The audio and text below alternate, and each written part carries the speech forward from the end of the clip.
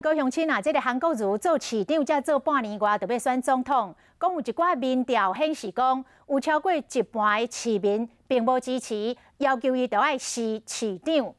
不过，这个时代力量立法院党团就发现讲，其实无分哪力，拢有代志参选的状况。讲伫后一个会期，将要提出着选罢法的修法，要要求地方首长甲民意代表，除了竞选连任之外，若要参选，拢爱实质。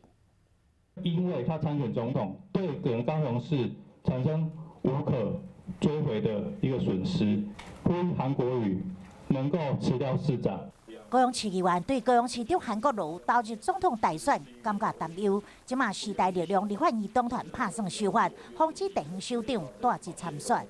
而我们根据资料整理，其实这个政治陋习其实相当腐烂哈，而且是各政党都有。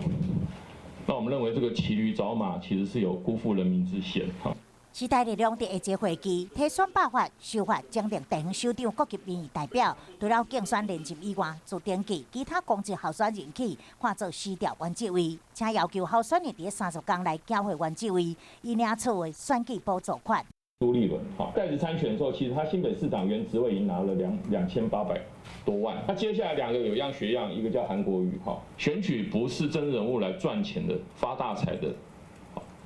而是人民在大失血。最近3届地方选举当中有45名候选人，拢有大旗参选的情况。美国对着防范大旗参选，嘛有制出相关的规定，要看时代力量提出的修法，是毋是当得到朝野支持。